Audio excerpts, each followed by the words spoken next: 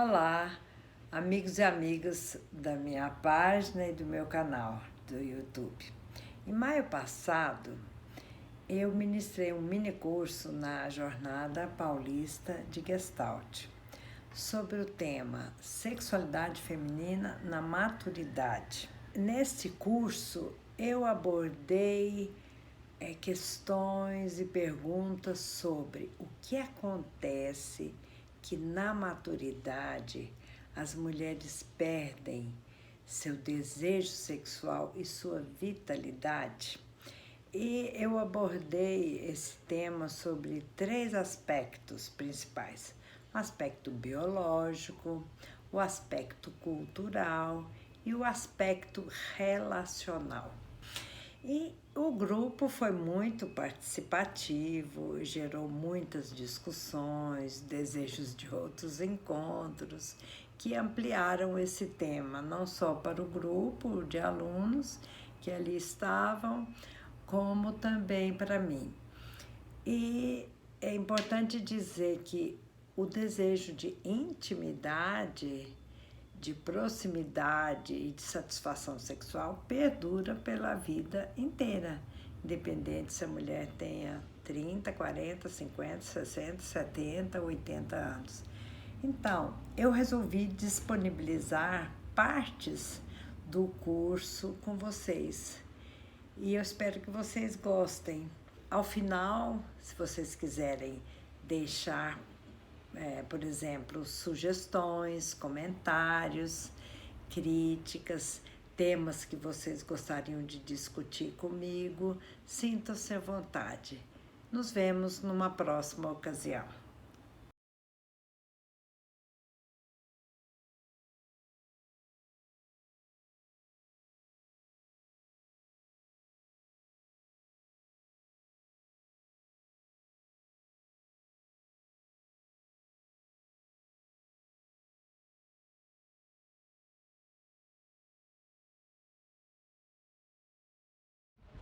Sejam bem-vindos à Jornada de Gestalt.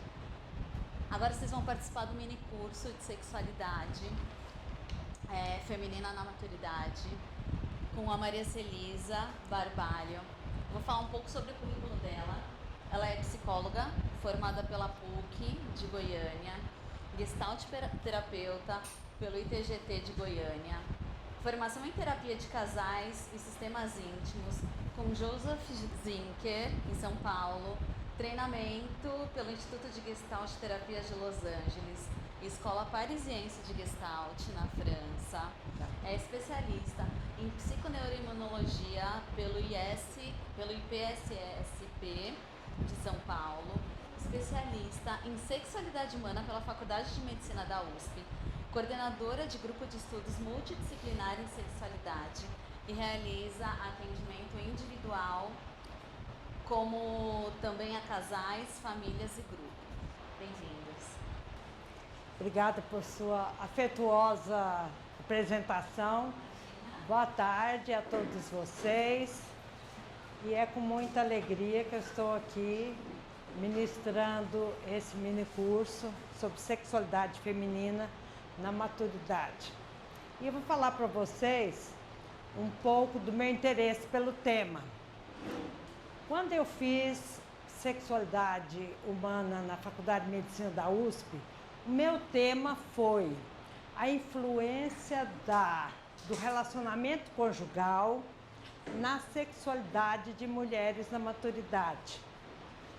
E aí, quando eu terminei a minha especialização lá, que eu fiz o meu trabalho, eu comecei a pensar e querer transformar esse trabalho numa linguagem mais acessível a todas as pessoas em geral, não só ao nível acadêmico. E aí surgiu meu interesse, surgiu o livro, que depois eu vou sortear para vocês. Está aqui, Mulher, Relacionamento e Sexualidade. E surgiu o meu interesse e eu tenho atualmente falado bastante focado nesse tema. Então vamos lá. Quem conhece esse livro, A Cura de Schopenhauer?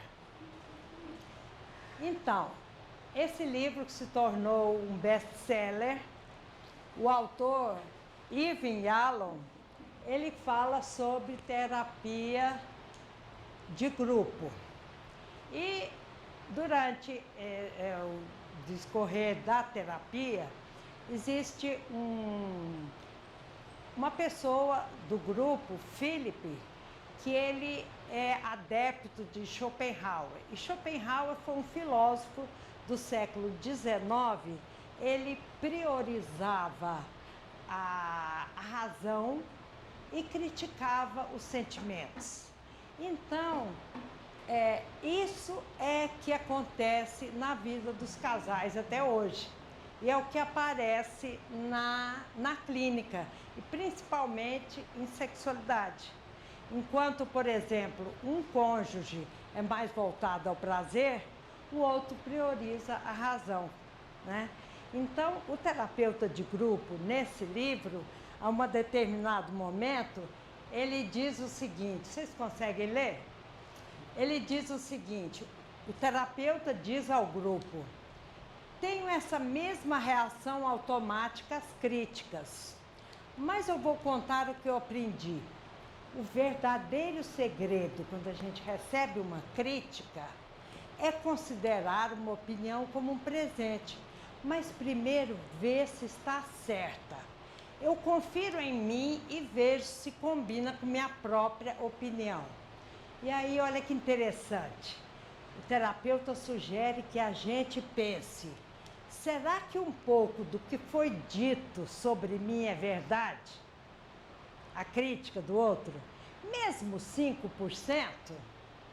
Eu penso se a pessoa está atingindo um dos meus pontos cegos, algo que ela vê e eu não vejo.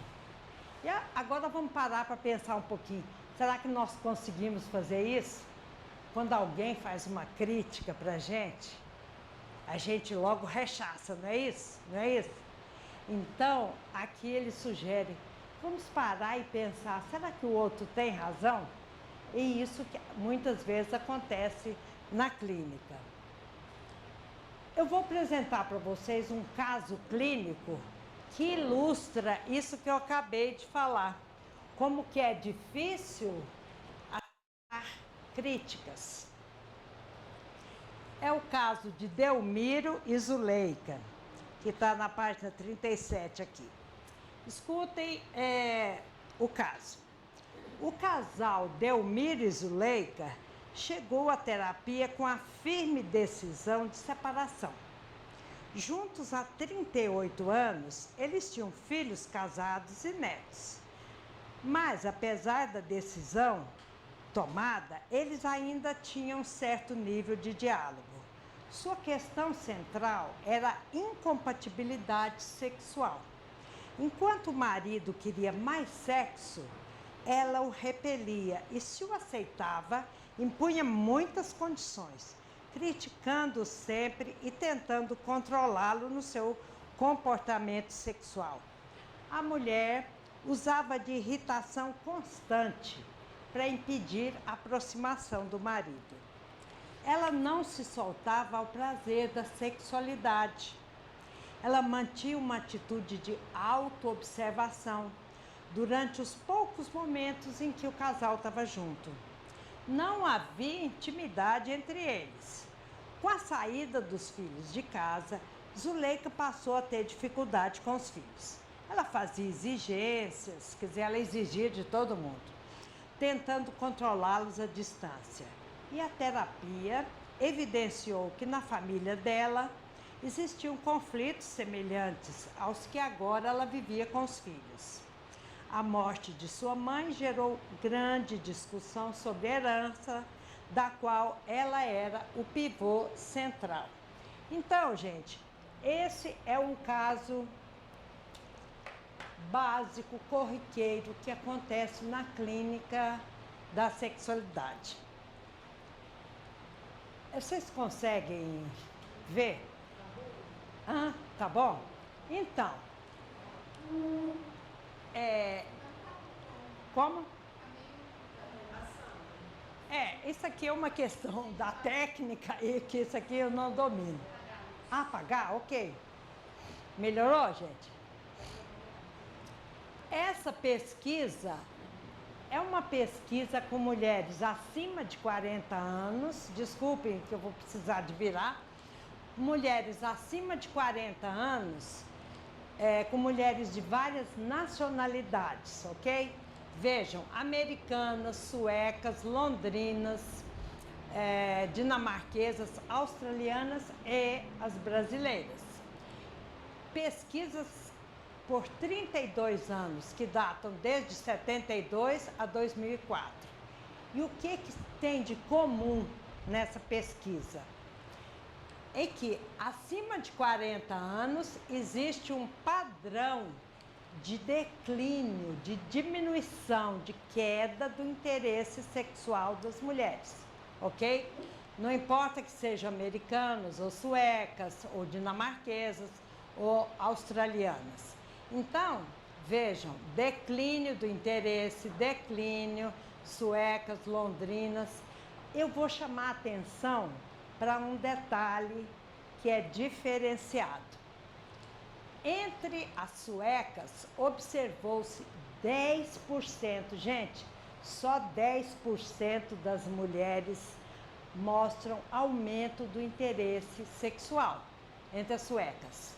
Entre as dinamarquesas, 11% de aumento do interesse sexual.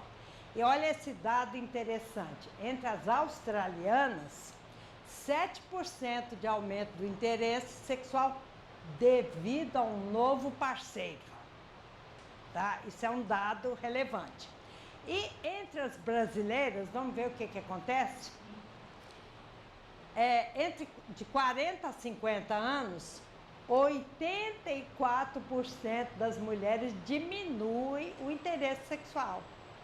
Na década seguinte, 51 a 60, 86%. E vejam que situação horrível. Acima de 60 anos, 96% das mulheres declinam, diminui o seu interesse sexual. E aí nós vamos perguntar, o que acontece que na maturidade, exatamente quando as mulheres não têm mais filho pequeno para cuidar, não tem que acordar à noite para cuidar de menino, não tem que levar menino na escola, no balé, na natação, no inglês. O que será que acontece que as mulheres diminuem seu desejo sexual e a sua vitalidade? Agora que a mulher não tem essa obrigação doméstica mais forte, por que a mulher não se solta? E aí vamos pensar na realidade brasileira. Nós vamos analisar esse tema sobre 3 aspectos.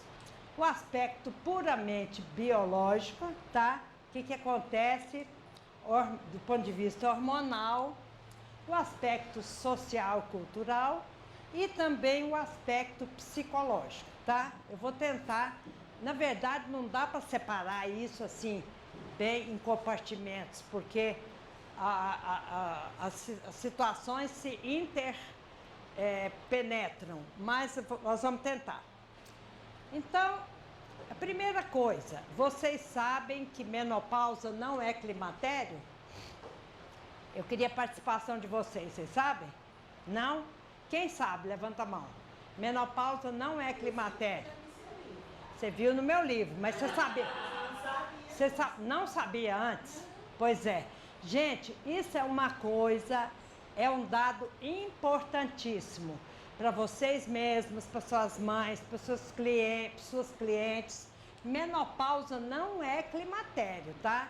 Eu fiz uma pesquisa com médicos, entrevistei médicos, ginecologistas, para eles me esclarecerem isso, porque eu também achava complicado, tá? Então, climatério é um período de transição da idade fértil para a idade não fértil da mulher, tudo bem?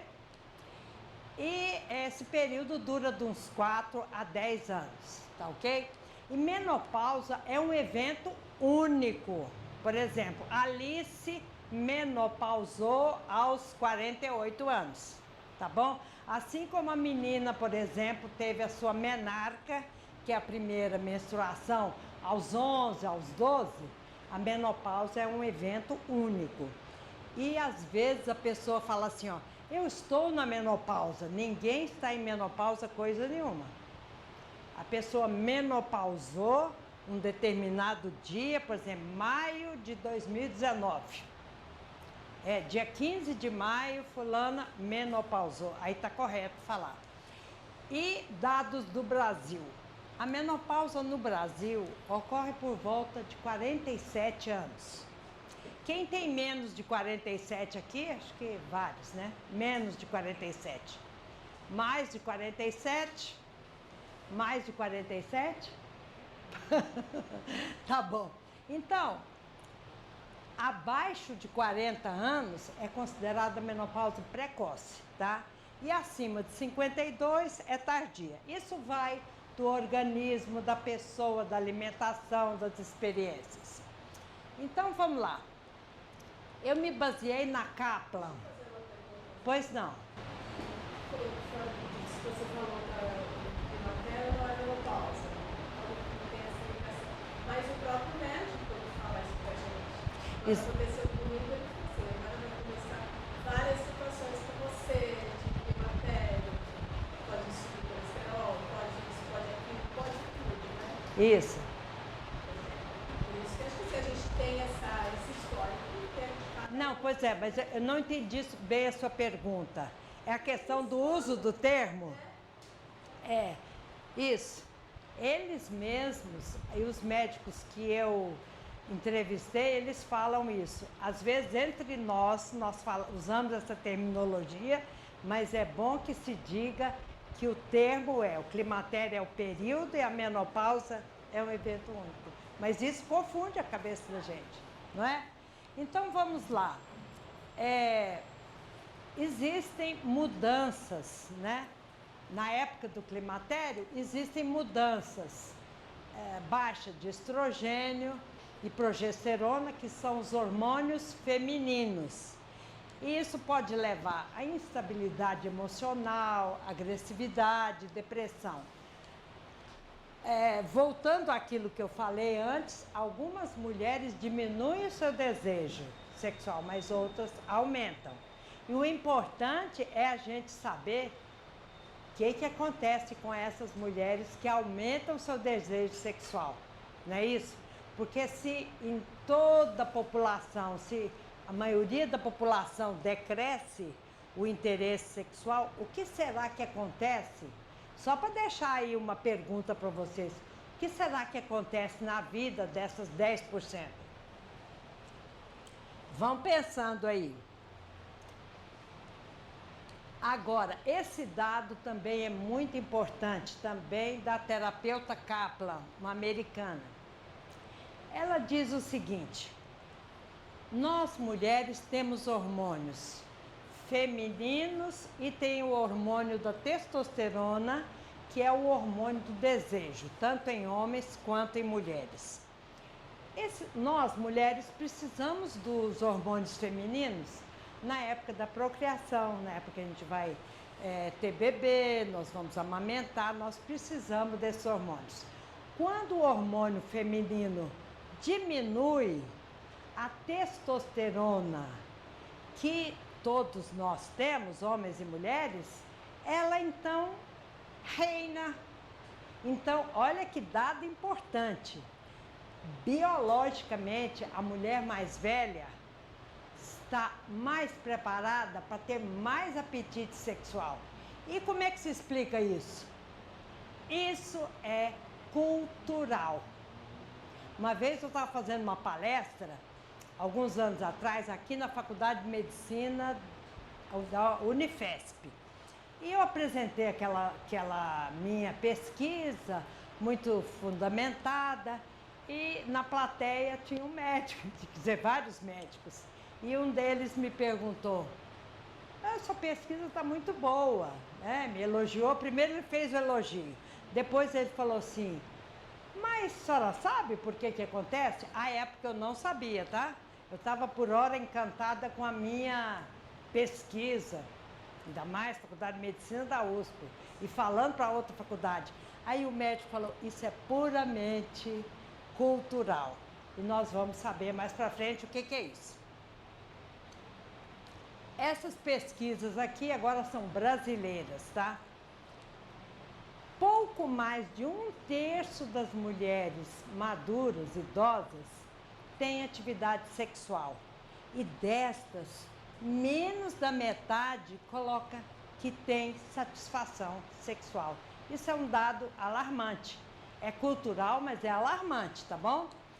E o que acontece? As mulheres, em geral, escondem suas dores sexuais aos parceiros. E, no caso do homem, com o envelhecimento, é necessária uma estimulação mais direta do pênis para que o homem tenha ereção. E, por falta de informação, quando o casal não consegue ter uma relação sexual com penetração, às vezes os casais desistem da sexualidade, desistem porque não conseguem ver outras formas de contato sexual. Aqui eu vou falar sobre uma pesquisa que também eu coloquei no meu livro, com uma terapeuta sexual, ela é canadense. A Rosemary Basson, ela diz o seguinte: nem sempre a mulher tem consciência do desejo sexual no início da relação. A mulher, às vezes, muitas vezes, começa a relação sexual, mas por necessidade de intimidade com o parceiro, por querer se sentir amada, cuidada, para dar prazer para o parceiro. A mulher não tem consciência do desejo sexual. Então, a mulher, ela responde ao estímulo sexual, mas ela não tem essa consciência. E aí eu pergunto, será que é verdade?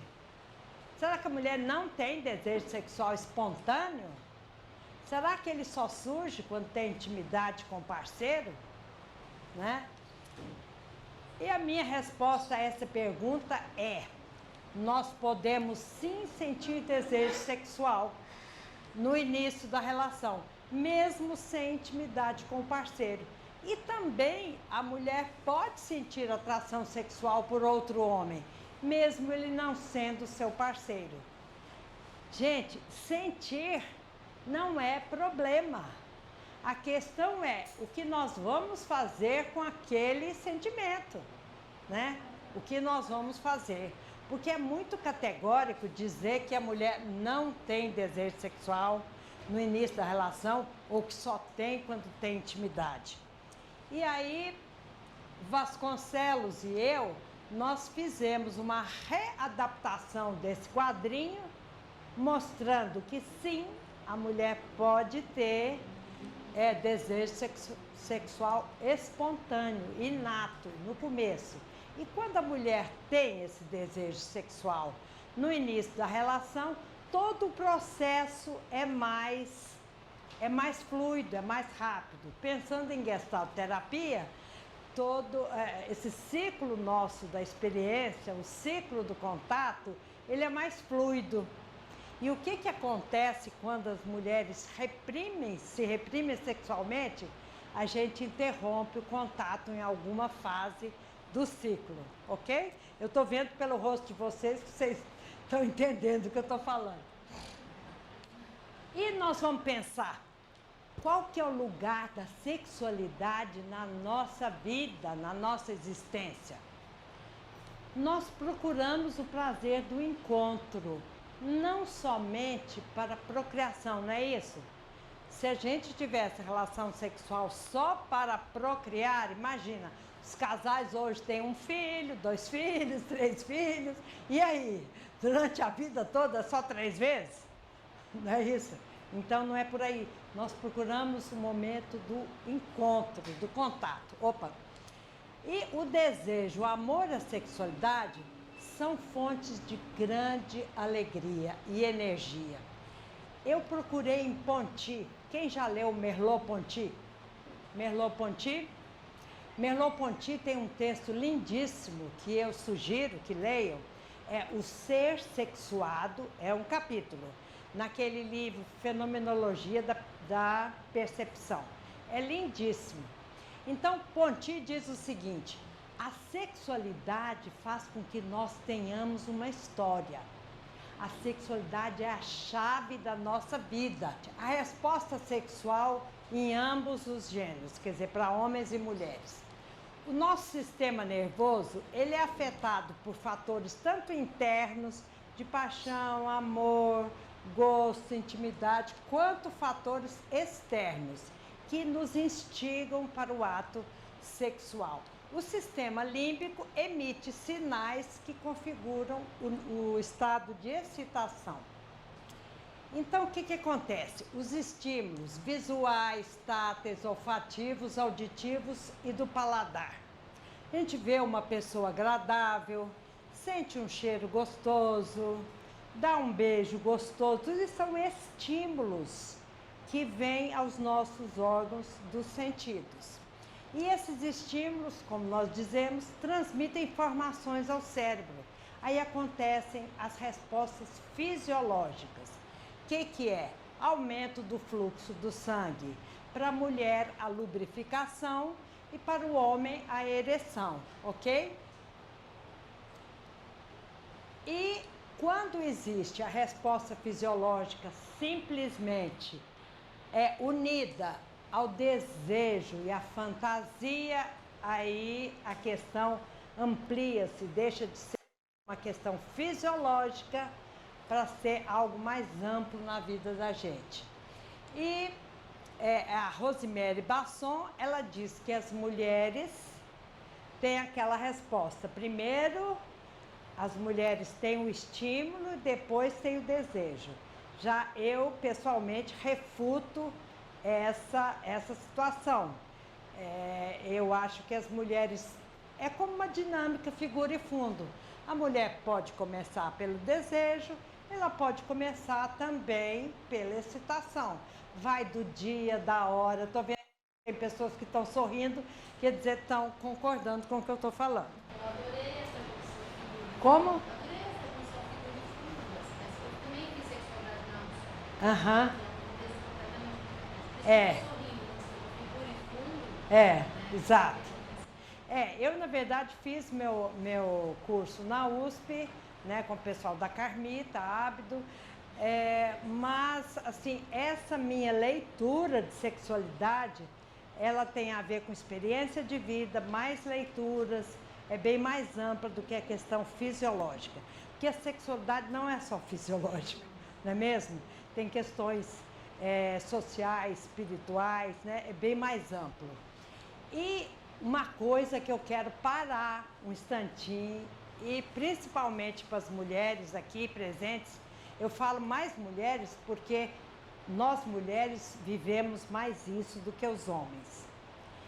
A Rosemary Basson diz o seguinte: mulheres com falta de desejo têm imagem e autoestima frágeis, instabilidade emocional, veja se serve a carapuça, ansiedade e preocupação em atingir o orgasmo. E por quê? Vivenciar a excitação e orgasmo requer certa vulnerabilidade corporal e perda do controle corporal, o que nem todas conseguimos. O que é isso? Gente, no Brasil existe uma cultura, uma neurose do corpo perfeito. E principalmente em se tratando de pessoas de mais de 40 anos, 50, 60, ou mais, 70, 80, o que acontece? Se a mulher não está usando, o Brasil, então, é terrível isso acontece. Você chega numa loja, fala, eu queria tal blusa, ou tal calça, ou tal saia, as pessoas dizem, olham para você assim e dizem, desculpe, nós trabalhamos só até o 40, só até o 42. Alguém já viveu isso? Então, gente, e aí isso institui na brasileira uma questão, uma neurose do corpo jovem. Gente, nós estamos com 50, 60, 70, 80 anos, porque, graças a Deus, tivemos saúde para chegar até aqui. Então, não há por que ficar nessa neurose. Assumam que nós assumamos nosso corpo, porque é esse corpo que nos faz viver, agir, movimentar, contatar pessoas, ter profissão, ter alegria, poder ter neto. Eu estou com um neto de 1 ano, vocês acreditam, Gacinha? Então, vamos parar com isso. Não precisamos de ter já tem tanta neurose por aí, não precisamos de ter neurose do corpo jovem. Graças a Deus chegamos aqui agora, vamos focar o nosso aqui agora, porque ele é importante e é só aqui que nós podemos viver e ser felizes, né?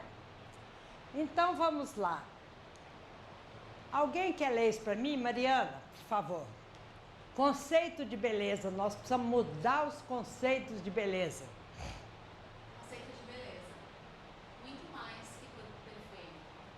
Refere-se a como a pessoa se sente, charme, sensualidade, educação, humor, jeito de falar, olhar, se comportar, energia e qualidade. Isso, gente.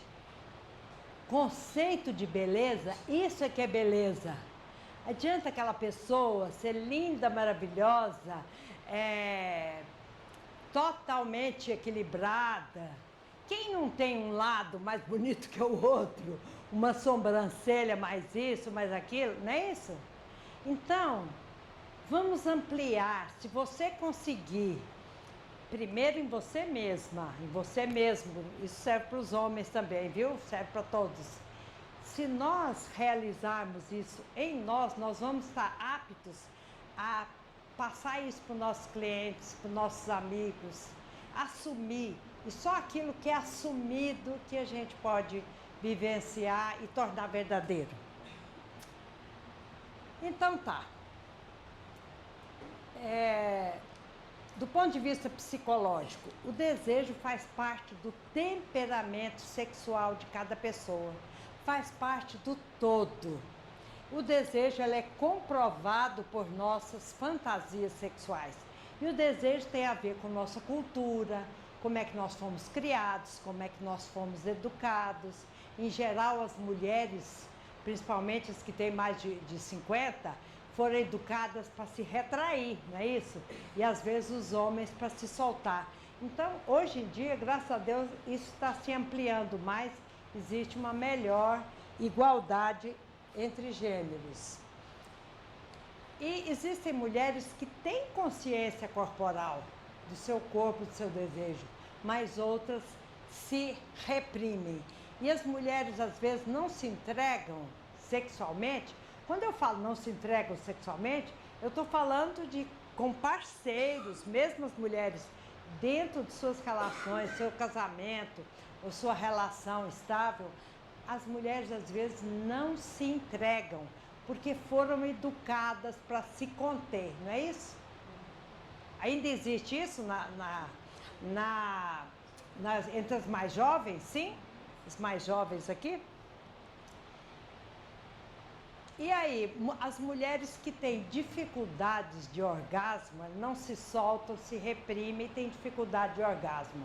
Um livro que eu quero sugerir para vocês é um livro, não está traduzido, é de uma terapeuta francesa, Brigitte Martel, Sexualidade, Amor e Gestalt. Infelizmente não está traduzido, esse livro está muito bom, eu tenho, mas em francês.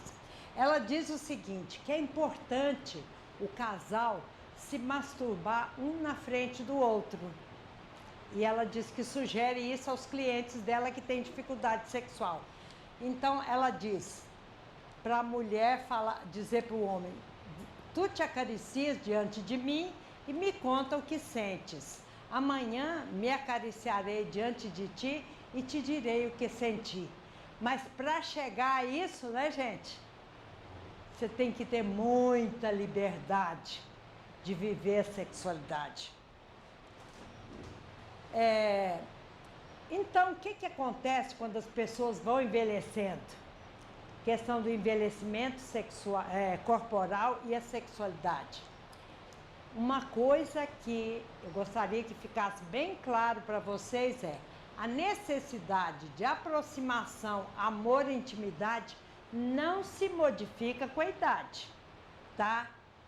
A pessoa de 20 anos tem vontade de intimidade, amor, de 50, de 60, de 70, de 80. Isso não se modifica. Em geral, é o idoso, ele próprio, que se discrimina, tá? E a função sexual das mulheres está meio escuro, não tá? Vamos abrir um pouquinho?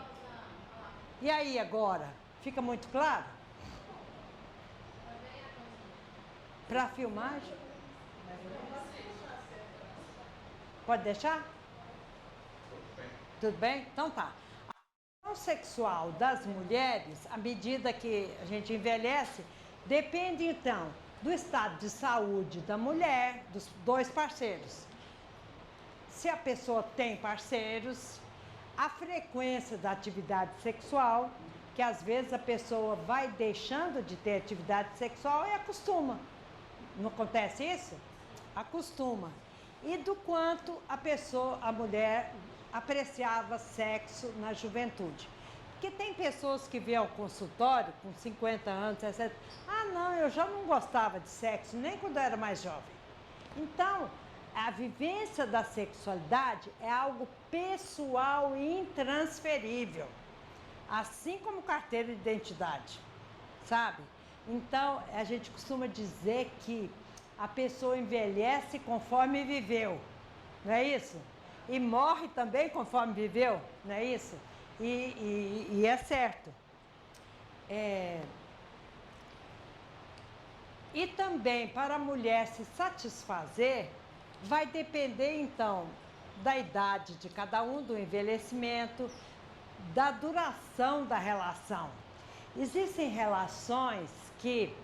E isso não é só para mulher acima de 40, 50, 60, não.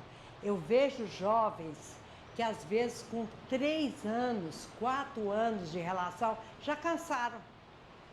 Então, quando eu falo de duração da relação, seja ela homo ou heterossexual, no começo a relação tem toda uma frequência, um gosto, uma energia. Depois os parceiros vão deixando isso diminuir. E aí, às vezes, o casal acorda e vê que quase não existe mais nada. E isso é ruim para a saúde, é ruim para a relação. A relação fica sem energia. Agora, tudo tem exceção. Do mesmo modo que a satisfação ela pode cair, pode aumentar. E como? A meia-idade pode favorecer mudanças positivas na relação sexual, na relação em geral. Se os casais investirem em maior intimidade, em maior tempo juntos, passear, fazer viagem, investir nisso. Então, resumindo essa parte, o climatério, que é essa fase acima dos 40, ele pode alterar a sexualidade nos dois sentidos, tanto para cima quanto para baixo, ok? Vai depender de como cada casal, cada pessoa encarar e levar a sua própria sexualidade. O que acontece? Às vezes, não sabendo lidar com o próprio envelhecimento, nem com o envelhecimento do parceiro, os casais se tornam inábeis, desistem da sexualidade. E aqui é a neurose do corpo jovem que a gente já abordou. Gente, eu gostaria que vocês interrompessem na hora quando quisesse perguntar alguma coisa, porque é no aqui e agora que a gente pode fazer alguma coisa por nós mesmos, inclusive pelas nossas dúvidas. Porque se a dúvida passa, às vezes ela não volta. Alguma questão? Tem alguma questão? Aqui? Então tá. Alguns sintomas que podem aumentar na época do climatério. Não é que a mulher só tem isso no climatério, não. Até queria esclarecer uma coisa para as mais jovens que não estão nesse período. Quando a gente fala que no climatério pode ter muitos sintomas, dor de cabeça, fadiga, mal-estar, doenças, não quer dizer que vocês vão passar por isso, não. Ai, fogacho, né, sensação de calor, de frio, não quer dizer, viu, gente? Não quer dizer. Por exemplo, eu tive pouquíssimas essas ondas de calor, nunca nem ouvi falar disso. Mas tem pessoas que têm muito esses sintomas. Então, não se assustem, porque isso é pessoal e intransferível. Então, alguns sintomas que as mulheres podem passar. Não quer dizer que você vai passar. Falta de motivação, baixa estima, pouca resiliência ao estresse, sensação de medo e vazio. Às vezes vocês podem estar identificando ou a mãe, ou uma tia, ou uma cliente. Então, tudo isso tem um substrato psicológico. Perda da feminilidade. Algumas mulheres precisam tirar o útero, precisam tirar o ovário, algumas precisam tirar a mama. E isso é época da mulher, se ela não for bem conduzida, se ela não tiver um apoio psicológico do parceiro, ou de uma terapeuta ou de um terapeuta, elas vão questionar a feminilidade. E seio e o útero, o ovário, são símbolos femininos, sim. Mas não quer dizer, pensando no conceito da Gestalt parte todo, não quer dizer que o todo da pessoa seja, que a pessoa esteja menos feminina. Eu costumo fazer palestras lá em Goiânia, no Sebron. É um instituto que trata de oncologia e mastologia. Então eu faço palestra para mulheres mastectomizadas, né, que tiraram o seio.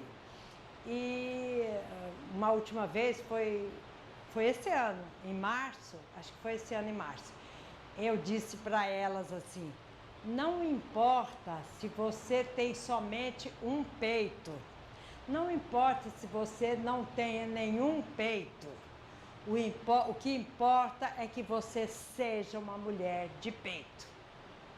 Porque a questão é, questões de câncer, problemas da vida, de saúde, todos nós temos, vamos ter algum dia, mas o importante é essa energia, essa vitalidade que faz com que sejamos independente do que a gente estiver passando. Então, feminilidade é mais do que um pé, um útero. Isso é uma coisa interessante. Outra questão importante, síndrome do ninho vazio.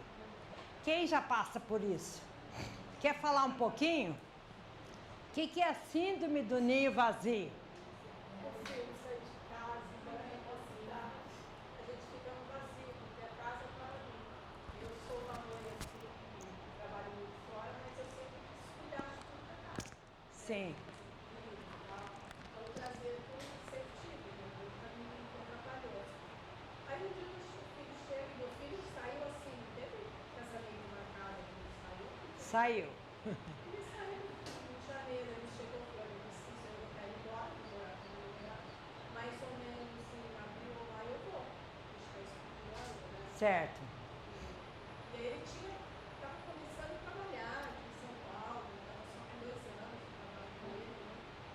A gente já começa a ficar, né? É. Mas a hora que sai, enquanto não sai, fez 1 ano agora, né? Certo.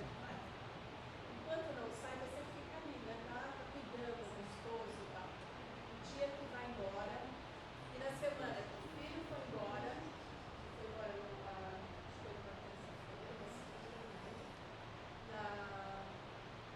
uma semana antes, o nosso gatinho de 19 anos morreu. É. E ele vivia falando, eu quero ir embora antes do Mel morrer. Entendi. Foi muito importante para mim. E uma semana antes do momento, assim, para mim foi uma coisa, eu não sabia, gente, eu não sabia o Tanto que meu marido tirou sábado de assim para você que fica da empresa da semana. Isso aqui nessa casa só tem comida agora quando você vem no Cláudio. Não tem mais comida nessa casa. Então é uma coisa assim que eu me espantei, como eu achei. Eu fiquei uma mulher relaxada, vamos dizer assim. E agora, como que você... Então, agora eu estou conseguindo me respirar mais. Pelo menos no final de semana eu consigo. Já melhorou. Então, e você, como tem vivido essa síndrome do ninho vazio? Quer falar da sua experiência? Meus 2 filhos são casados, formados, um já foi morar no Mato Grosso, eu tenho netinho, né? Então assim, foi gravado, eu saí um, depois saí o outro, mas é sempre doloroso, né? Mas a gente vai Isso. pensando, eu tenho trabalhado mais, estudado mais, mas é algo bem difícil de enfrentar. Mas eu acho que é o tempo e o foco na gente mesmo. Isso. Era isso que eu ia falar. Porque toda mulher, eu não tenho filho, mas eu tenho essa sensação. Que quando ela tem um filho e quando ela tem uma casa estruturada, ela se doa tanto pro outro que ela acaba se perdendo. E aí quando o outro vai, ela não consegue nem se achar. E aí pode, não sei se é verdade, mas eu estava pensando, e pode ser que essa falta de libido também tem a ver com a falta de contato próprio. Porque ela se perdeu. Exatamente, exatamente, é isso aí. Então, a síndrome... Isso. Então, a síndrome do ninho vazio, que às vezes pode vir junto com falta de trabalho, com aposentadoria, com o baixo investimento ou pouco investimento da mulher em si mesmo, dá essa sensação de ninho vazio. Por quê? As pessoas que têm mais idade vêm de uma educação, de uma relação em que a mulher, a principal atividade da mulher era criar filhos. Então, quando os filhos vão embora, quando os passarinhos batem asa, a mulher se vê sozinha no ninho vazio. E aí, esse momento é um momento propício para o casal se reinventar, se reconstruir. A mulher vai estudar, a mulher vai se dedicar a alguma coisa diferente, vai aprender uma nova língua, ela pode se dedicar a um trabalho, a um novo trabalho, ela pode fazer um trabalho social, e aí é muito importante. Então, vocês vejam, a sexualidade na maturidade tem a ver com todas essas variáveis. E é isso aí, evitem os mais novos que não casaram, que estão começando, evitem essa síndrome do ninho vazio, já investindo em vocês mesmos. E nós vamos falar daqui a pouco, mas já vou antecipar, que é importante, mulheres e homens, nós precisamos investir tanto no relacionamento quanto na individualidade, na individuação. O Jung vai falar na importância da individuação. É você se apropriar de quem você é. E em qualquer relação, qualquer relacionamento, vai sempre existir uma tensão entre as necessidades do relacionamento e as necessidades individuais. E o importante é a gente conseguir equilibrar, quer dizer, tanto poder dar algo de si para um relacionamento, quanto também tomar para si. É o equilíbrio entre dar e receber, que a gente pode pensar em todo sentido, seja no sentido sexual ou relacional também. Então vamos lá. E por que será que acontece a falta de desejo? Às vezes, falta de atração. A atração acabou. E que será? Às vezes os cônjuges deixam de se cuidar. Aquela mulher que era toda arrumadinha, toda, se embelezava, se cuidava, de repente deixa de se cuidar. E o homem também. Então, falta de atração, falta de experiência. Às vezes o casal tem diferenças entre o modo de começar uma relação, até a hora Um gosta de dedicar-se à atividade sexual de manhã, o outro é depois do almoço, o outro é à tarde, o outro é à noite. Então, fica tudo descompassado. É importante que as pessoas se conectem e vejam qual que é a melhor forma, o melhor horário, o melhor modo que seja bom para os dois.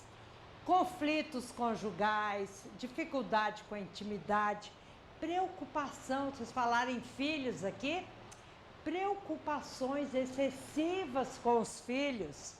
Uma certa preocupação com os filhos é normal, natural. E depois vem os netos, né? Aí você preocupa com o neto, e aí vai, não acaba, daqui a pouco bisnetos.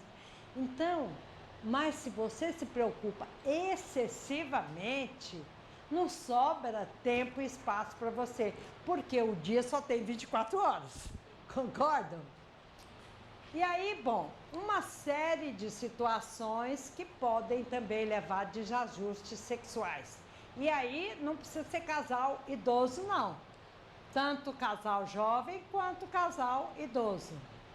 Falta de comunicação, falta de compreensão, falta de confiança. Gente, questões morais e religiosas impedem muito o relacionamento sexual e geram ansiedade. Por quê? Nós fomos criados, e acho que ainda hoje, com determinados conceitos, que sexo é sujo, que sexo é pecado. Eu já atendi várias pessoas, inclusive jovens, cujos pais e mães incutiram na cabeça que não poderiam ter atividade sexual antes do casamento, e a pessoa se relaciona e depois fica com uma culpa, e aí depois assinou um papel, foi no cartório, assinou, agora pode. E a pessoa não sabe. Então, isso é sério. Eu costumo falar, na minha vida, na minha família, para os meus clientes, que é importante difundir a ideia da sexualidade com responsabilidade, né?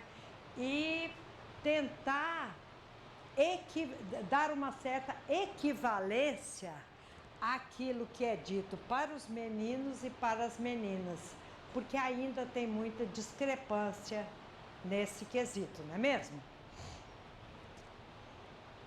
E aí nós vamos falar um pouquinho sobre erotismo. A sexualidade, como a gente já falou, não se reduz à reprodução, mas à conexão e ao prazer, certo? E que sustenta o erotismo é a imaginação. Um corpo erotizado é um corpo cheio de vida.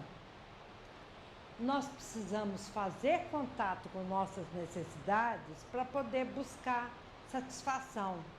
E isso acontece através da fantasia.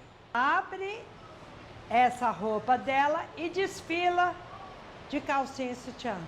Então, a questão é, se vocês acham que estão velhos, que passaram de hora, ou se vocês têm sonhos na vida, realizem, coloquem o seu sonho para ser realizado.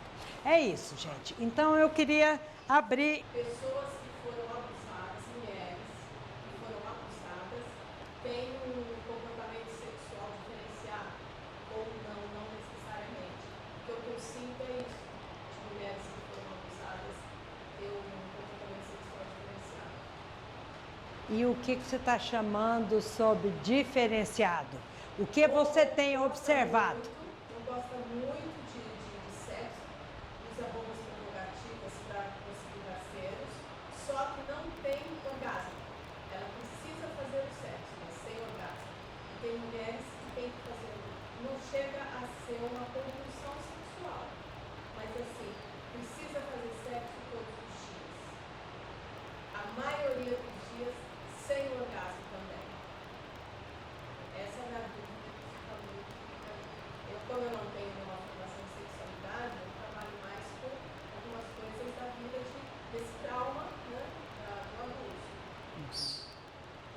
Ok. Então, muito oportuna a sua pergunta. Como é que é seu nome? Raquel, muito oportuna a sua pergunta e é algo que eu também tenho observado na clínica. Tanto mulheres como homens que foram abusados na sua infância, na sua juventude, desenvolvem comportamentos diferenciados, como você chamou, ou para mais, né? Alguns desenvolvem sim compulsão ao sexo, mas não se entregam e em função disso não tem orgasmo, ou então desenvolvem aversão ao sexo. Eu observo também que quanto à questão física, questão do corpo, algumas mulheres desenvolvem obesidade, às vezes obesidade mórbida, porque aquelas camadas e camadas de gordura encobrem a sexualidade. Então, quer dizer, quando a pessoa engorda desmesuradamente 10, 20, 30 quilos, ela passa despercebida, ela não é olhada pelos parceiros, ela não é procurada. Vamos dizer, ela não tem problema com sexualidade, porque de alguma maneira ela se blinda. A pessoa não chega a ela porque ela não é atrativa, o corpo dela, né? Então isso é algo que nós precisamos de cuidar muito. E como fazer isso?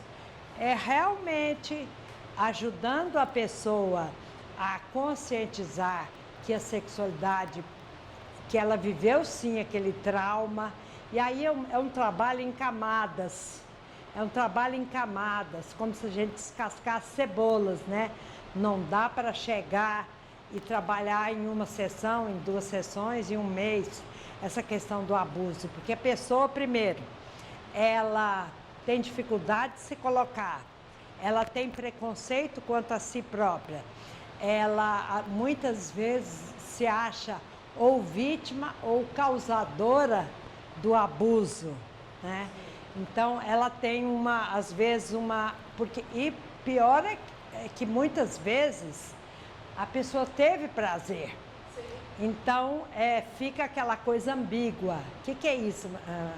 O que é sexualidade? E se ela foi abusada, aí teve prazer. Então, é algo muito delicado e que requer que a gente pense mais profundamente sobre o assunto. Que dê muita atenção àquela pessoa e vai depender da qualidade da sua escuta para fazer com que a pessoa, para que aquele trauma emerja. Porque muitas vezes também não aconteceu exatamente como a pessoa gravou.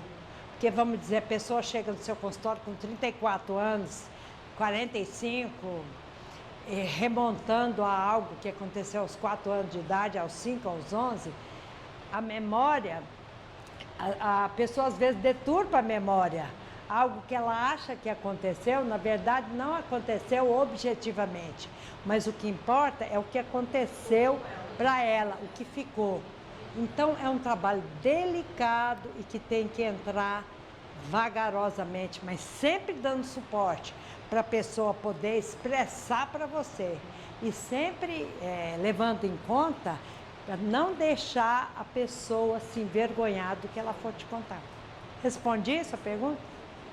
Mais alguma? Quando uma pessoa internaliza tanto uma fantasia que ela acaba se mantendo prazer, se ela tiver aquele tipo de relação, é uma fantasia, e qualquer outro sexo, não satisfaz mais, como que nós conseguimos ajudar essa pessoa a quebrar essa barreira e esse limiar de que é uma fantasia que ela vai poder satisfazer, mas não é só ela que, não é só através dela que você tem prazer. Sim. A pergunta é interessante essa sua, e eu vou tentar responder assim. Para você chegar a trabalhar com a pessoa essa ampliação de possibilidades, você precisa ficar com a possibilidade que ela te apresenta, entendeu? Então, ela, por exemplo, você consegue clarear essa pergunta? A pessoa que Ela só tem prazer, Por exemplo, ela só tem fantasia específica. É uma fantasia, sei lá, bem agressiva, bem, sei lá, ela vai ser fantasia, a pessoa tem fantasia agressiva. isso.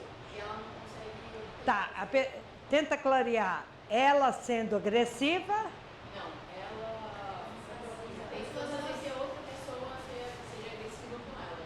Você tá. sim. Você sabe que isso é uma fantasia muito comum? Muito comum. Tanto é que as pessoas fantasiam ser amarradas, isso tanto homens quanto mulheres. Ser amarradas, ser vedados os olhos, a pessoa ser amarrada, às vezes, na cama. Então, isso é uma fantasia recorrente entre homens e mulheres. Para que você amplie, vamos dizer, amplie o universo da pessoa quanto à sexualidade, primeiro você precisa aceitar que aquela fantasia a satisfaz. Porque caso contrário, você vai desconfirmar a pessoa, entende o que eu estou falando? Você vai desconfirmar. Então é trabalhar passo a passo como é que a pessoa se imagina, como é que é essa fantasia agressiva, detalhes da fantasia, porque se você amplia os detalhes da fantasia, você vai ter subsídios para ampliar pelo modo que a pessoa te fala. Não dá para você julgar, porque se você julgar, você está sendo muito restrita, você vai ter pouca satisfação sexual. Não, ela está dizendo que ela tem satisfação sexual com aquela fantasia. E a partir daí, você pode ajudá-la a ampliar, mas precisa confirmar a pessoa que ela pode ter prazer sim com aquela fantasia. E às vezes, nem sempre a fantasia é realizada. Porque se a pessoa tem a fantasia e aquela fantasia, viu a pesquisa da neurociência que eu coloquei? Se aquela fantasia já satisfaz, já é um ponto positivo. É muito pior a pessoa que se fecha, por exemplo, a questão que a Raquel fez, a pessoa que foi abusada, ela se fecha ao prazer. Então, já no caso dessa pessoa que você está dizendo, ela se abre ao prazer daquela forma. Se você confirma a pessoa, ela pode se ampliar. Se você cortar, a pessoa vai se sentir não confirmada, aí ela não continua a terapia, entendeu? Você disse que tinha uma outra. Respondi? Qual outra pergunta? A senhora fez a pesquisa Das mulheres. que ela não é lido, mas essa pesquisa foi voltada para mulheres de forma geral, sem ser ligada com a sexualidade dela, ou, por exemplo, como eu posso explicar? Independente de orientação sexual? Independente de qualquer coisa, mulheres, em geral. Mulheres em geral, Querem perguntar mais alguma coisa? Bom, eu vou estar aí hoje e amanhã eu vou sortear o meu livro e eu quero agradecer a vocês a presença, as trocas, os diálogos e estar disponível para alguma outra oportunidade a gente se encontrar, tá bom? Obrigada.